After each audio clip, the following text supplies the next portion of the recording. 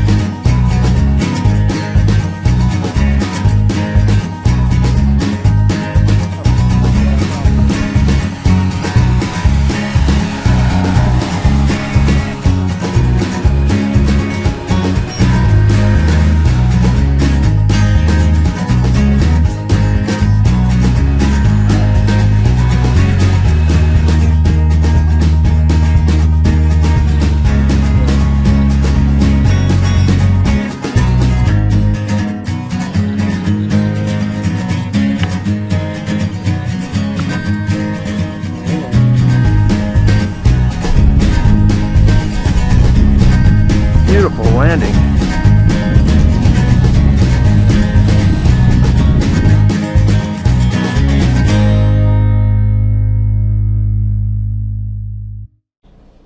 Hey guys, Rich here at rcinformer.com. Thanks for checking out this video. Today I have the Banana Hobbies P-38 Lightning.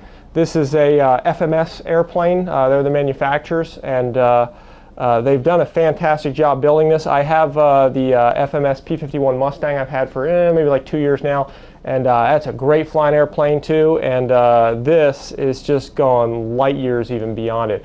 It's made out of EPO. It's a nice big 57-inch wingspan. It's super scale, lots of details, guys. Excellent prop detail, gun detail, landing gear detail, the turbochargers, things like the anti-flutter weights on the elevator. Just fantastic, the detail that they did to this thing. It has pretty much everything: retractable landing gear, guys, doors, flaps, and even lights all over the thing. So it comes pretty complete. It builds very well.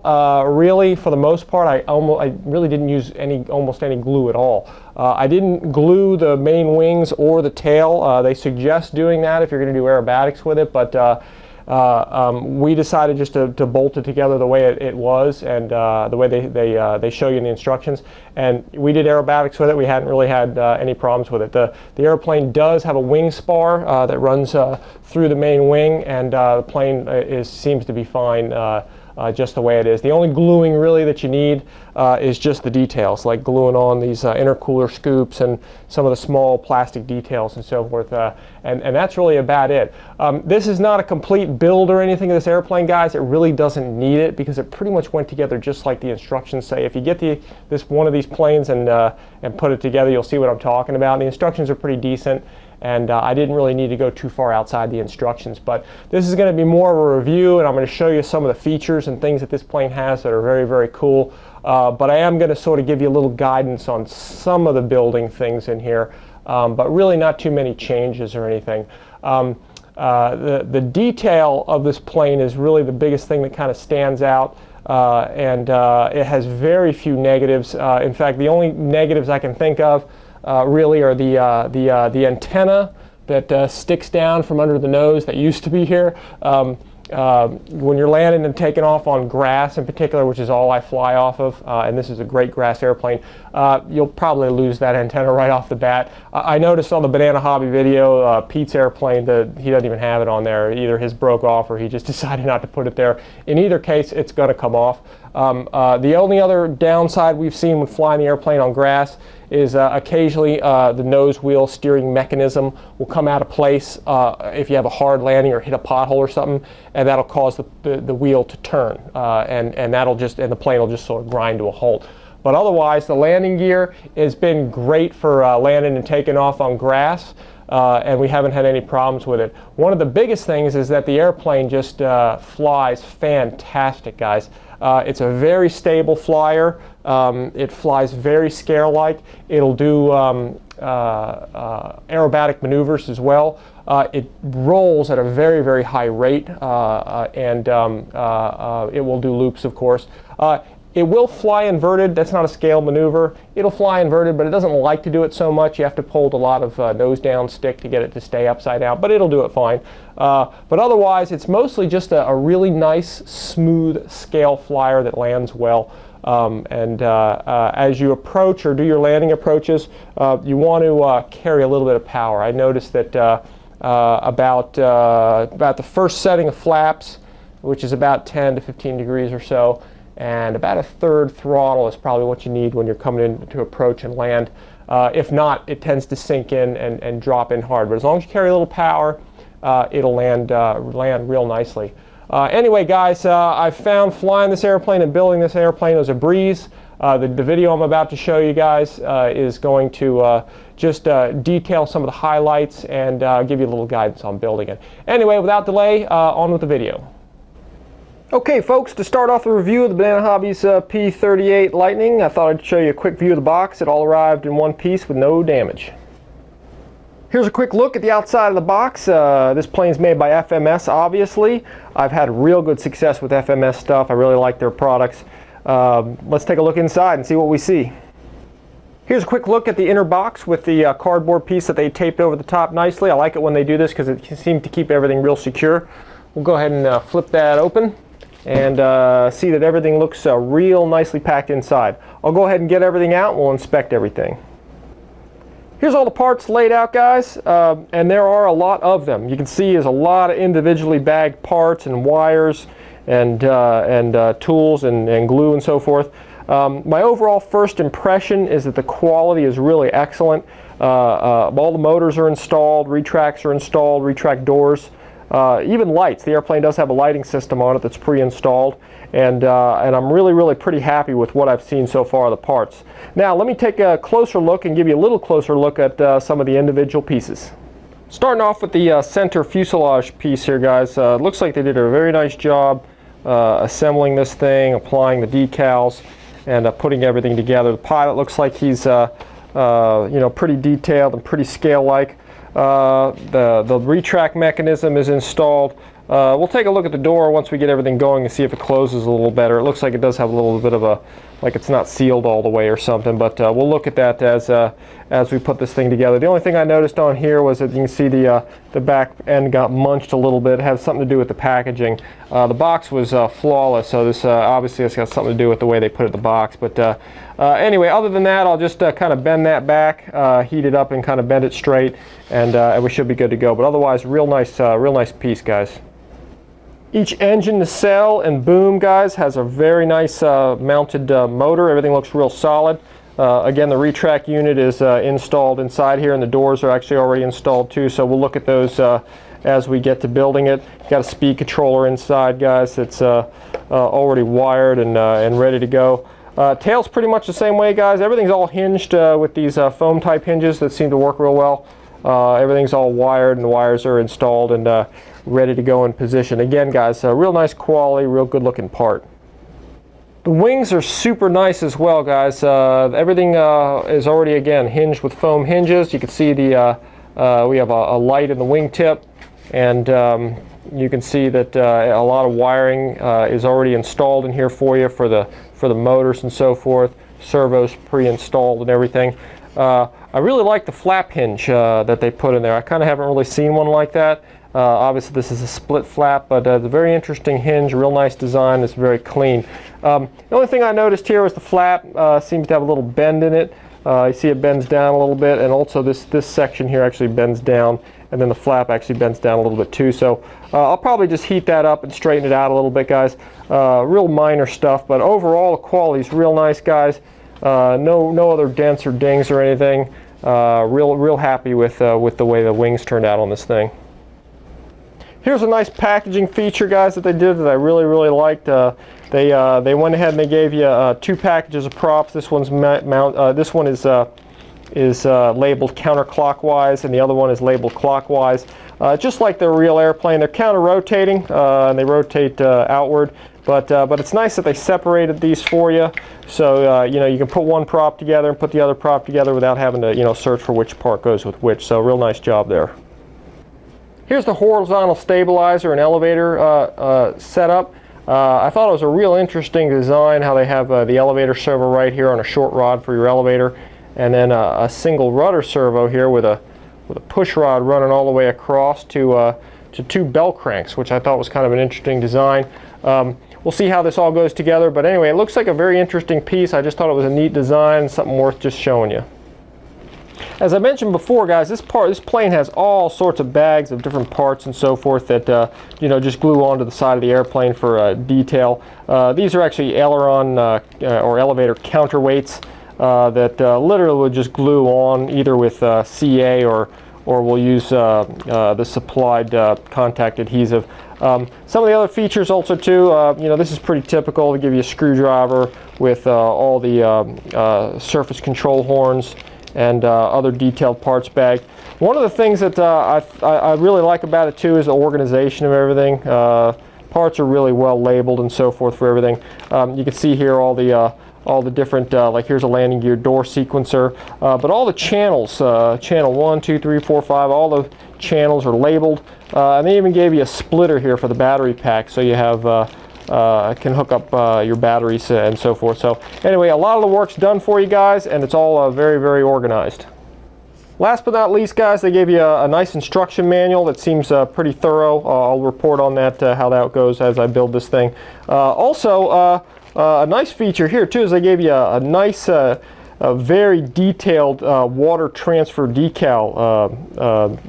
sheet that has all of the labels and placards and things that go all over the airplane. So anybody who's a scale enthusiast will probably be into putting all these on, and it probably really adds a lot of detail to the airplane. Anyway, guys, without further delay, let's get on to the building, and we'll show you how this thing goes together. As I started off with step one of putting this thing together, guys, I wanted to make a note of this. I'm real impressed with this so far. All the bags are nicely labeled, and they show these 3mm screws. One of them is 60 millimeters long, the other's 35 millimeters long, and you really just install one in the back and one in the front, and everything goes together real nice, guys, just as the instructions say. So I'm pretty happy with everything. One note I noticed that was kind of strange is as I put this longer screw into the front hole, there actually was, it goes down into the boom and screws in, but there was no hole under here. So I noticed that I actually had to poke the hole through to get the screw to come through. So kind of a strange thing, not a big deal at all, but just know that in order to get that screw to go through, you actually have to poke a hole through the foam to get it to go through and into the hole, whereas the back one, there's nothing to poke through, the hole is already there. So anyway, overall, guys, really nice. This thing goes together very, very nicely, just like the instructions say. Step one is very simple. All it does is connect the wings to the booms. 4 total screws and the step is complete. One of the more seemingly challenging parts of this plane is the wiring, but it's actually really pretty simple, guys. All of the wires from one wing and one engine pylon actually go into one wing and connect to the circuit board, and then all the wires, lighting, everything from this wing and pylon connect to this little circuit board right here. And all it is really, guys, is they give you a spare with it. It's just this little circuit board here that all your wires plug into here, and then this goes into the center and plugs in. Same thing on this side. You get 2 of them that go in there. To take a closer look at this thing, you can see that everything is nicely numbered. You can see here it's numbered 1, 2, 3, 4, and then 5B and 5C, and then 6. 5B and C are the landing gear, and one of them is the door operation. 6 is just the flap. So they give you this extra one, B plus, right here, which is for one of the extra lights, because there's actually 3 light leads on this thing. To take a closer look at this side, they differ a little bit, and I'll just kind of give you a quick rundown of what this is like. And it's really pretty simple, guys. Just plug everything in, everything that comes out of the engine and the wing just plug them in. 1, 2, 3, 4, 5, 1, 2, 3, 4, 5B and 5C, and then 6. Just plug them in right where they're labeled to go. The biggest difference is when you take a look at channel 2. Channel 2 is for the elevator, but the elevator actually comes in through the other side because there's just a single servo for it. So what they put in place of it was one of the lights. I'm not sure if this is the landing light or the wing light, but it's one or the other. And then, of course, your last slot here is for the other light. Again, one of the landing lights or the wingtips. And that's it. Everything fills up. Again, it's just 1, 2, 3, 4, 5B, 5C, and 6. And then one light up front. And then that's it for this side. Taking a look at the other side, guys, all the wires and lights and everything from this side, which is the right side of the airplane, are going to go into here. And again, the wire that's labeled 1, plug it into slot 1. The one that's labeled 2, plug it into 2, and so on, all the way down here. The biggest difference is this last lead, there's only one light on this side of the airplane. So this last lead you can leave empty. There's nothing to plug into it. Channel 4, which is for the rudder, that came in from the other side. So that's actually already plugged in. There's only one rudder servo as well. So this is actually one of the lights, the last light wire that plugs in here. They labeled it for us, so you would plug it into there. You could put it into this separate one and leave that one empty if you wanted to. Leave 4 empty and plug it in here, but you don't have to. But anyway, either way, once you get them in there, guys, you just tuck all this stuff neatly in place. Here's a look at all the wires tucked away before adding the access hatches on. One real important thing to note is that, remember, you got 2 ESCs going in through the center down into the or up into the battery compartment, and they're both feeding power into the receiver, which you don't want. So channel 3 on one side, you can pick any side you want. With channel 3 with the wire, you want to remove the red wire only. So you still have the orange and you still have the brown going in. And go ahead and tape it or put some heat shrink tubing like I did around it. That way you still have the signal going into this side. You also have the signal going into the other side, but power is only coming in from one side. And as some of us may know, if you have 2 sources of power coming in from 2 ESCs into the receiver, it can cause interference. And anyway, all kinds of problems. So anyway, once you get all these wires down in here, guys, everything's neatly tucked away. This little cover, this little hatch, you can just glue right on with, just tuck it right in there. And you can glue it on with a little bit of contact cement. You may need to get in there at some point, but what I'm going to do with mine actually is I'm going to put them on just the way you see them right now, and I'm going to save gluing them in as one of the last steps of the airplane, because I want to make sure that all the electronics are working, everything's working right before I glue those 2 hatches down in place. The next step shows the wiring the Y harness that they made for you, and it is correct what they give you if you're using if you only have 6 channel slots in your receiver, and everything will plug in just really the way that they show it. Channel 4 is for your rudder, and your nose wheel steering plugs right into it. It's just a Y harness. Channel 5C is for your main gear doors, and your nose gear door plugs into it. This is channel 5B is for your main retracts, and your nose retract plugs in there. And channel 1 is for your ailerons, and they tapped or have a Y harness coming off here, so you can plug in the fuselage, the underside fuselage lights here into channel 1. And that's just because you don't have an extra receiver slot. But if you have an 8-channel radio like we had, which a lot of guys have 7, 8, 9 or more channels, you can eliminate this if you want to, and just instead of using that Y harness, just get rid of it and plug this lead off the Y harness straight into the receiver, which is what I did with mine. And then you have a spare slot in your receiver to plug the fuselage light directly into, and it'll get power that way. So, you know, depending on how many channels you have, you can do more with it. Now, we wired up our nose wheel steering the way that they show, which basically just links your rudder with your nose wheel steering. But what you could do differently if you wanted to too is eliminate this Y harness, okay? Plug this lead, okay, which is for your rudder, just straight into your receiver. And then your nose wheel steering line that comes from the fuselage, just plug that into, say, channel 7 or channel 8. Use your electronic mixing on your radio and just mix the nose wheel steering in with the rudder, And then when you're trying to take off down the runway, if the plane's veering off to one direction but your rudders are straight, you can just go inside your radio programming and trim your nose wheel steering to get your nose wheel steering straight without messing with your rudder. Or vice versa. If you're flying and you want to trim your rudder, you can trim your rudder now without messing with your nose wheel steering. So anyway, guys, that's another option you can do. We did, of course, we left the nose wheel steering the way it was and just linked them together, but you have those options. Anyway, the following couple of clips here will show you how I set some of this stuff up a little bit differently. Here's how the wiring harness looks as the wires come in from both motors and the wings and everything. The harnesses plug into this specially made Y harness that they made.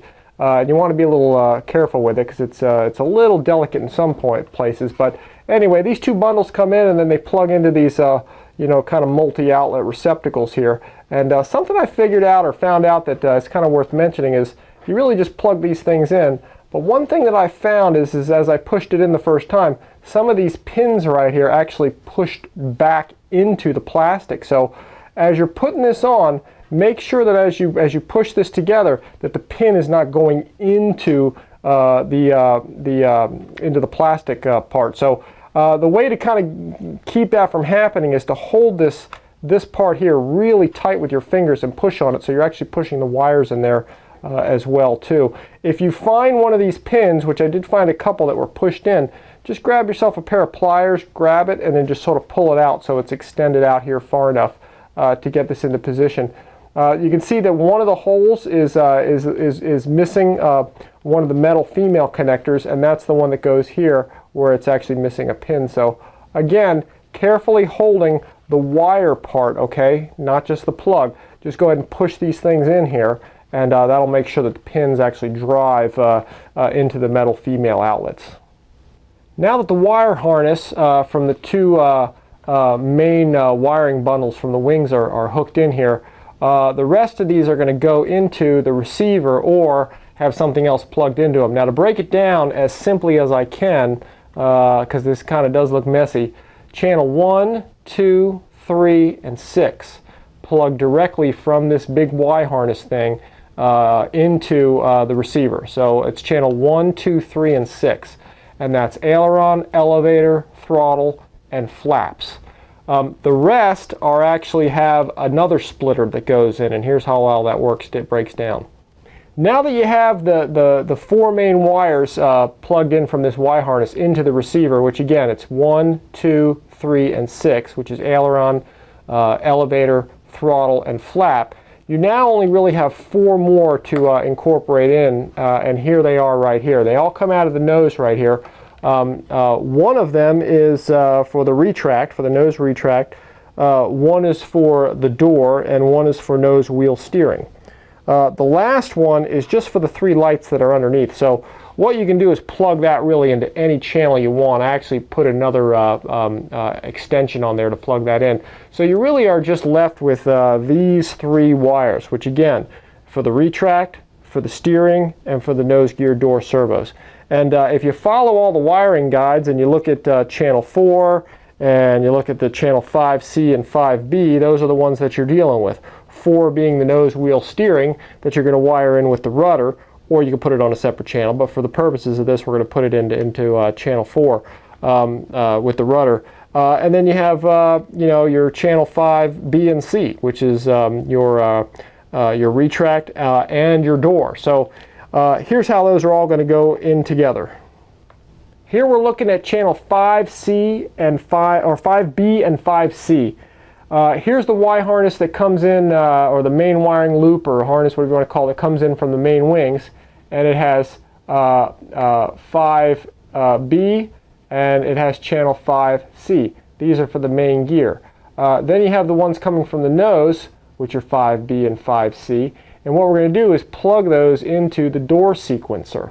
Okay, one of these is 5B, one of these is 5C. So you're going to put the mains, okay, 5B and 5C, one into here, one into here, and from the nose 5B and 5C into each of these. Now you have the mains here, you have the nose here going into your door sequencer. So now you're sequencing both main gears here and door, and the nose gear and the door, and now it's all into one lead. This one channel, channel 5, is going to go right into your receiver, and that's how all that goes together. Now the last channel you coming out is your nose wheel steering channel, and that is channel 4, and it goes into this little Y harness that they made for you, which is going to plug into your receiver. And the other side of the Y harness for channel 4 is what comes out of this wiring harness here, this wiring loom, and that's also channel 4. So you're taking the rudder, which goes all the way down one of the wing, one of the fuselage, one of the wing pylons. It goes into here, and it joins from the nose steering servo into here. So now you have this all nice and neatly wired for channel 4, and you can go ahead and plug channel 4 in here. Now you have rudder control and you have nose wheel steering control, all from one channel, or all from one channel slot. As a note, if you wanted to split this up, you could plug this one here directly into your rudder, and you could take this one right here, which comes off your nose gear steering, and just plug it into an auxiliary channel, and then go into your radio and program in your nose wheel steering on a separate channel if you wanted to. Then you could dial it and steer it and get the nose gear steering servo straight without having to mess with the rudder. So when you're taking off, your rudder and your nose wheel steering will still steer in the same direction, but you'll be able to trim your nose wheel from your radio instead of having to trim your nose steering and then have your rudders now be off. So anyway, that's just an option you have if you have the extra channels to do it. Hopefully this has explained the wiring harness and helped somebody out a little bit to get this thing, the confusion straightened out a little bit. When tightening the propeller, the instructions say to make sure that the nut is tight enough on this thing, but you got to be careful. On the back of the motor, the only thing holding it in is an E-ring. And if you tighten this thing too much, it's going to pull on that E-ring and put a lot of stress on the bearings, and it'll kind of wear out your bearings real fast. So what you want to do is when you put this nut on, just put it on finger tight. You know, don't use a wrench or anything. Just get it on there and tighten it as best you can with your fingers. A couple things you can do too to keep it on there. You can put a little blue Loctite on there if you want. Or the other thing that I did too is I put this little piece of fuel tubing on here. And what that does is that fills up the gap. You notice there's a nut in here that screws this spinner on. I also put a little bit of CA in here just to keep the nut glued in place, because one of the nuts here came out. But anyway, this little piece of fuel tubing will fill up the gap between these two nuts and help keep this one from backing out. So as you put your spinner on, you'll feel the fuel tubing bite, and as you turn it a few more turns, you'll feel it finally come into contact and be on there, and that should really help keep it on pretty secure. As previously mentioned, one of the last steps that I would do when you're building this airplane, guys, is to glue in the hatch covers here for the wires. Again, I saved it for last, or at least get all your electronics all set up, get your ailerons, elevators, throttle, rudder, flaps, just get everything all set up, gear working, get your battery set up, and everything into your battery compartment the way you want it.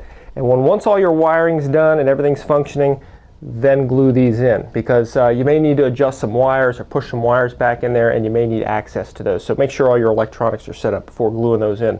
When I glued mine in, I also wanted to get access to them again, so at some point in the future. So I just lightly tack glued them here and here on these ends, and just a little bit here. So I didn't really saturate the whole thing with glue. I just applied a little bit with a paintbrush just to tack them in place so I can get back in there at a later date. The remaining build on this airplane is pretty straightforward, guys. If you just follow the directions, you'll get through it without any problem. FMS did a real good job designing this thing and putting it together. This is pretty much my finished airplane. I just have a few decals still left to put on it, but it's pretty much ready to fly, and we're going to take it out and do some flying with it. The rest of the details, as far as the guns, you glue those on with CA because that's a plastic to plastic connection. The other details that glue to the foam, such as the front antenna, the counterweights in the rear for the elevator, the intercooler scoops and all that stuff, I would just use the supplied contact cement that comes with the airplane. It bonds it real well, and if you should snag something, it'll come off easier than if you glue it with CA or something like that, and CA is a little brittle when you're gluing to foam. But I would suggest when you're putting all those little details on, I would use a small paintbrush, take some of the contact cement they gave you and put it down on a little piece of paper in a blob kind of thing, and then just use the paintbrush to apply it on those parts lightly, and then go ahead and let it, and then go ahead and attach it. If you use it direct from the tube, the way that they show you, it tends to make a little more of a mess. You can do it that way if you want, but it's much more precise if you do it with a paintbrush. Anyway, what I'm going to do is show you a few of the details and some of the features on this plane that I really liked. First and foremost, one of the nicest things about this plane, guys, is the detail that they put into it. Right down to the nose art, they did a good job with the decal and did a good job applying it at the factory. As you can see down here, the landing gear is pretty scale. It's metal backed with some sort of plastic wrapped around it, so you get a nice scale strut, and you can see like that antenna up front that sticks out of the bottom. Also the guns, for example, they did a really nice job. You just glue those 5 cannons in place, but they just did a super job with all the detail and the riveting and everything they did. The pilot also is already installed, and he's very scale-like, and just another nice detail of the airplane. One detail that I noticed right off the bat with this airplane, guys, that I found was really impressive was the spinners and the props. The props are finished in a flat black, and the decals are already applied to them. And that flat finish just gives it a really nice, realistic look to them, whereas most of them are just, the molded plastic that they come in. Also, the spinners, same thing. They were molded in red and white, but they actually went ahead and painted them red. So they don't have that sort of cheap plasticky look to them. They really look like a nice painted finished spinner. As you move down the boom here, you can see the detail that they put into the turbochargers and the scoops in the back. And as you run on down the tail, they also put in a elevator anti-flutter weight on both the top and the bottom, which is just a really nice realistic detail that they put into the airplane. Let's take a look at the bottom of the airplane. I'll show you some of the things there that I think are really stand out on this plane. Taking a look at the underside of the airplane, guys, one of the first things you notice really is the retractable landing gear and the doors. They function real nice, and they seem to work well right out of the box. Let's take a look at them retracting. Alright, and the bottom of the airplane is nice and clean and smooth and very efficient. Alright, very slick system, guys. Like I said, it works this way right out of the box. I'm pretty impressed with the door sequencer that they've used, that the FMS uses. I've used it on other airplanes, and I found that the whole system works really well. Here's a feature that I hadn't seen on another airplane yet, but definitely was a really good idea on this drop tank. They use this little plastic piece. So what you can do is you can install your drop tank, okay, right into this notch here, and fly the airplane around or display it or whatever, and then you can easily remove it, okay, without having to glue it on. So you can get that scale detail and put them on and off, without having to worry about gluing them on and so forth. Here's a view inside the wheel well, guys, to show you a design feature that I think is really neat, and this shows me that a lot of these foam planes are coming a long way, is this plastic tray that they designed into here. This whole plastic tray, or really gear well liner, lines this whole tray, and it allows the load of the gear mechanism to be distributed evenly, which is nice. So now, this thing, you don't have to worry about a gear block or something yanking out of the bottom of the airplane, because it's only secured, a little block of wood or something, or a little block of something secured to foam. Now you have this nice tray, and it's all glued in here, and this thing will take some shock. You can beat it up, pound it into grass, and it'll take quite a bit of abuse without tearing the gear out of the airplane. Here's the rudder mechanism, which I thought was a pretty slick system. It's pre-installed for you. It's a single push rod, or 2 push rods I should say, with an easy connector, and 2 bell cranks. So you can see it here in operation. And this is all, again, the bell cranks are pre-installed, everything's put into place. All you need to do is just put the small rod from the bell crank to each rudder, and you're done. But the servos are already installed. You can see here the elevator's also installed. Elevator servos also installed in there. And anyway, it just seems to be a real nice system and real neat the way they designed it. One thing I do want to point out that I did alter just a tiny bit is if you look at the push rod here that goes into the Z-bend that goes into the bell crank, which is right here. I had to turn the end of this, so before I installed this I grabbed a pair of pliers and this little tip right here, I had to bend it into the up position, okay, and then actually sand away a little bit of the rod. If you don't turn that end up, as you see in this shot right here, it'll actually dig and grind into this little plastic surface here. So bend it up, sand put a rounded edge on the end of that metal, and you'll find that the thing works as you can see it here nicely. It does scrape a little bit, but you want to point that end up so it doesn't bind and stick into that plastic. Another nice feature on this plane I like, guys, is the flaps and the flap hinges. The flap hinges use this really different flap type hinge that I've never seen before, but it's very low profile, very flat. It's pre-installed already and comes pretty much just the way you see it. So nice hinge system. Also, like the industry seems to be going, for flaps and things, they're also providing servos that are pre-programmed with the slowdown in them. And as you can see here, the flaps move nice and slow. All you have to do is hook the channel 6 up to your flap switch, and it'll give you 2 positions right off the bat, and the servos are already slowed down, so they give you that nice smooth scale appearance. Now for anyone that likes to airbrush and airbrush out all the white pieces with some aluminum to match, this Tamiya flat aluminum XF16 is pretty much a perfect dead-on match. You don't have to mix anything with it, just put some thinner in it, stick it in your airbrush, and paint away. Another nice thing I like about this airplane, guys, is finally they're starting to give us fuel tubing for these clevises. It came with the airplane, and all the clevises had a small piece of fuel tubing with a couple of spares to keep the clevises secure. This plane has a lot of positive features and things that I like about it, guys, but there's always a few negatives, and this one just has a few small ones. First, just the things that one of the things I mentioned before was the back of the fuselage here, as you can see, got a little bit bent inside. It really has to do with not the shipping, but the actual packaging of the fuselage in the box. Something about the way they put it in there, it just got a little bent, but that's a relatively minor thing. It's something you can just bend and straighten out. Another small negative that is associated with this plane is the fit of the wing. As you can see, the panel lines here, there's a couple of gaps in here where the wing doesn't quite fit that well. It went together very, very easy, but it's just the final gap and the final finish that was a little bit off. But again, that's a relatively small thing. The instructions do say that if you're going to do aerobatics and so forth, that they recommend epoxying this all together. So if you use epoxy, you know, you can sand this edge down and so forth, and the epoxy will help fill in a lot of that gap, and that'll clean that up nicely.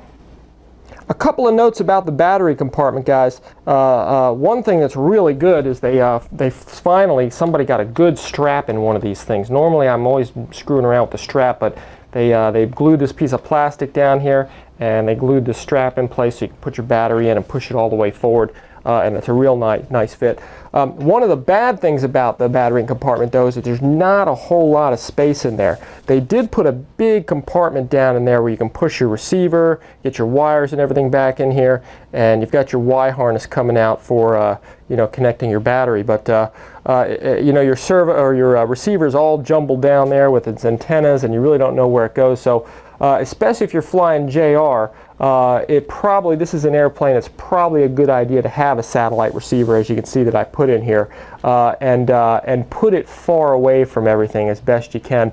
I couldn't find a whole ton of places to put this without having it, like I said, right where these power wires are, because the battery comes up to about right here, and you can see there's really not a lot of space to put anything without, you know, jumbling your antennas right next to the power wire. So what I did is, as you can see, I ran my satellite receiver all the way up through here, and I countersunk it down in here and ran the antennas nice and straight in the foam. The cockpit will go right over top of that, and that'll at least give you 2 antennas that are really far away from the power wires and all the other electronics.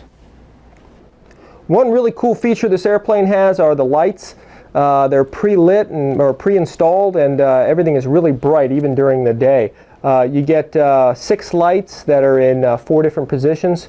Of course, you can see here you have a left wing landing light and a left position light and a right green wingtip position light, as you can see right here.